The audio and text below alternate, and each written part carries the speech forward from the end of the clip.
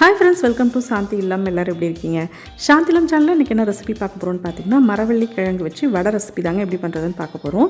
ஜென்ரலாக மரவள்ளி கிழங்கு வந்து நம்ம வேக வச்சு மிளகுத்தூள் அப்புறம் பெப்பர் தூள் இதெல்லாம் போட்டு செய்வாங்க. அது மட்டும் இல்லாமல் இல்லைன்னா சில பேர் பொரியல் மாதிரி பண்ணி கூட சாப்பிடுவாங்க. ஆனால் மரவள்ளி கிழங்கு வந்து ரொம்ப ரொம்ப உடம்புக்கு நல்லது. ஆனால் அது மாதிரி செஞ்சு தரும்போது நமக்கு வந்து நம்ம வீட்டில் இருக்கிற குட்டீஸ்ங்கெல்லாம் வந்து சாப்பிட மாட்டாங்க இல்லையா? ஸோ இது மாதிரி நீங்கள் வடையாக செஞ்சு டிஃப்ரெண்ட்டாக கொடுத்தீங்கன்னா மரவள்ளி கிழங்குலாம் இதில் சேர்த்துருக்கோம் அப்படின்றதே பசங்களுக்கு வந்து தெரியாது. ஸோ நல்லா விரும்பியும் சாப்பிடுவாங்க. சரி, ஒரே மாதிரி டேஸ்ட்டில் செஞ்சு நமக்கு போர் அடிக்காமல் இது மாதிரி நம்ம வந்து செஞ்சு சாப்பிட்லாங்க. இதேமாதிரி மரவள்ளிக்கிழங்கு பாயாசம் அப்படின்னு சொல்லிட்டு கூட நான் சாந்திலம் சேனலில் போட்டிருக்கேன். அது உள்ளே போய் பாருங்கள், அந்த ரெசிபியும் இருக்கும்.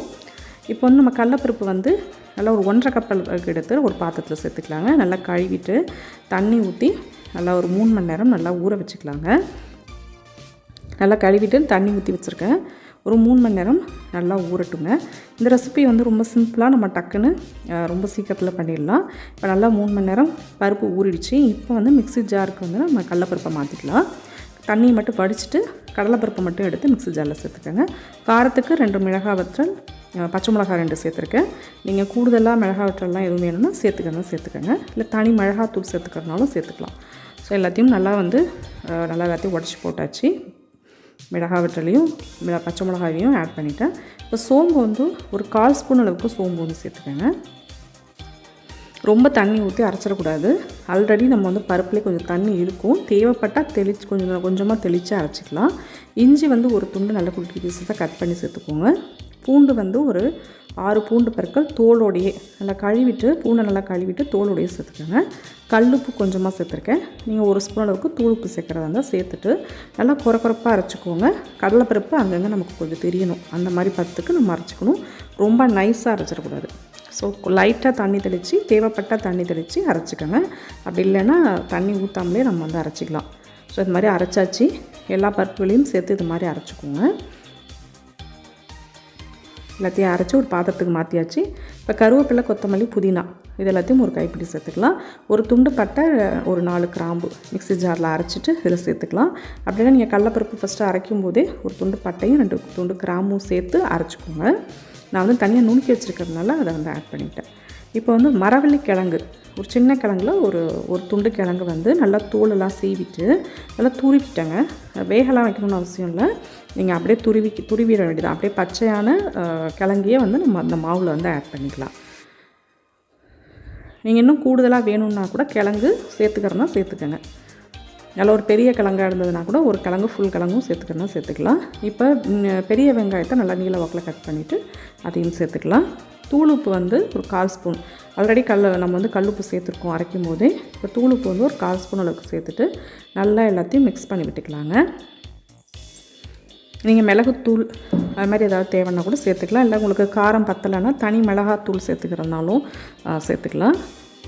கொஞ்சமாக பெருங்காயத்தூள் ஆட் பண்ணிவிட்டு எல்லாத்தையும் நல்லா மிக்ஸ் பண்ணிக்கோங்க. மிக்ஸ் பண்ணிட்டிங்கன்னா நல்லா பாருங்கள், நமக்கு வந்து ரொம்ப கெட்டியாகவும் இல்லாமல் ரொம்ப தண்ணியாகவும் இல்லாமல் மாவு இந்த பதத்துக்கு இருக்குதுன்னா நமக்கு வந்து தட்டி போடுறதுக்கு, வடையாக தட்டி போடுறதுக்கு சூப்பராக வருங்க. அவ்வளோதான். நம்ம வந்து இப்போ எண்ணெய் சட்டியில் எண்ணெயை நல்லா காய வச்சுக்கலாம். சூப்பராக வந்து மாவு வந்து ரெடி ஆயிடுச்சு. இப்போ நல்லா நீங்கள் அப்படி எடுத்து வடை மாதிரி தட்டி பாருங்கள், இல்லை போண்டா மாதிரி உருட்டி பாருங்கள். அந்த பதத்துக்கு நமக்கு கரெக்டாக வந்துச்சு அப்படின்னு சொன்னால் போட்டிங்கன்னா சூப்பராக வரும். எங்கேயும் ஒட்டாது, உடஞ்சி போகாது. இது மாதிரி சூப்பராக வருங்க. மாவு எந்த பதத்துக்கு கரைக்கிறோமோ அதை வச்சு தான் நல்லா வரும். இப்போ வந்து நல்லா எண்ணெய் காஞ்சிடுச்சு. இப்போ நான் வந்து பாருங்கள், இது மாதிரி வடையாக தட்டிட்டு இப்போ ஆயிலில் எல்லா மாவையும் இது மாதிரி வடையாக தட்டி போட்டு எடுத்துட்டோம் அப்படின்னு சொன்னால் சூப்பரான எம்மியான ஒரு ஈவினிங் ஸ்நாக்ஸ் வந்து தயாராகிடுங்க. பாருங்கள், நல்லா சூப்பராக எங்கேயும் உடையவும் இல்லை, எங்கேயும் ஒட்டவும் இல்லை. அழகாக திருப்பி போடுறதுக்கு எவ்வளோ சூப்பராக வருது பாருங்கள். நல்லா 2 பக்கமும் செவக்க விட்டு எடுத்துட்டோன்னு சொன்னால் சூப்பரான ஒரு ஈவினிங் ஸ்நாக்ஸ் தயாராகிடுச்சு. மரவள்ளிக்கிழங்கு வடை தயார். நீங்கள் வந்து இப்போ இதோட சைடிஷாக வந்து தேங்காய் சட்னி வச்சுக்கலாம், இல்லை சாம்பார் வச்சுக்கலாம். இல்லைன்னா எதுவுமே தேவையில்லைங்க, அப்படியே எடுத்து சாப்பிட்றதுக்கும் நல்லா சூப்பராக இருக்கும். நல்லா வந்து எல்லாம் மொறுமொறுன்னு நல்லாவே டேஸ்ட்டாக இருக்கும். ஏன்னா நம்ம கடலைப்பருப்பு வந்து குறப்பாக தான் அரைச்சிருக்கோம் இல்லைங்களா, அதனால் நல்லா டேஸ்ட்டாக இருக்கும். ஸோ வடை வந்து சூப்பராக தயாராகிடுச்சு.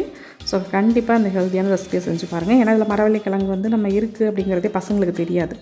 ஸோ இது மாதிரி செஞ்சு கொடுத்தீங்கன்னா டிஃப்ரெண்ட்டாகவும் இருக்கும். நம்மளுக்கும் வந்து ஒரே மாதிரி எப்போதும் செஞ்சு சாப்பிடாம இது மாதிரி ஒரு டிஃப்ரெண்ட் டேஸ்ட்டில் நம்மளும் சாப்பிட்றதுக்கும் நல்லா டேஸ்ட்டாக இருக்குங்க. ஸோ கண்டிப்பாக செஞ்சு பாருங்கள். அதேமாதிரி சாந்திலம் சேனலில் மரவள்ளிக்கிழங்கு பாயாசம்னு சொல்லிட்டு போட்டிருக்கேன். ஸோ அதுவும் செஞ்சு பாருங்கள். முன்னாடியே நான் வந்து போட்டிருக்கேன், ஒரு 1 இயர் முன்னாடியே நான் வந்து போட்டிருக்கேன். ஸோ மரவள்ளிக்கிழங்குல அடை அதெல்லாம் கூட செய்வாங்க. அடை ரெசிபி கூட நான் இன்னொரு தடவை உங்களுக்கு போட்டு காட்டுறேன். ஸோ கண்டிப்பாக சாந்திலம் சேனலில் உள்ளே போய் எல்லாம் நிறைய டிஃப்ரெண்ட்டான ரெசிபிஸ்லாம் இருக்குது. ஸோ அதெல்லாம் மறக்காமல் பாருங்கள். ஹெல்த்தியான ரெசிபிஸ்லாம் இருக்குது. நிறைய ஈவினிங் ஸ்நாக்ஸ் ரெசிபிஸ்லாம் நிறைய போட்டிருக்கோம். ஸோ அதெல்லாம் மறக்காமல் பாருங்கள். சாந்திலம் சேனலில் வீட்டில் இருக்கிற பொருட்களை வச்சே நம்ம செய்கிற ரெசிபிஸ் தாங்க போடுறோம். ஸோ அதெல்லாம் மறக்காமல் கண்டிப்பாக எல்லா ரெசிபியும் பாருங்கள். இந்த வீடியோ பிடிச்சிருந்தால் லைக் பண்ணுங்கள், ஷேர் பண்ணுங்கள், கமெண்ட் பண்ணுங்கள். Please subscribe Santhilam channel. Next ஒரு நல்ல ரெசிபியோடு நான் வந்து மீட் பண்ணுறேன். பாய்.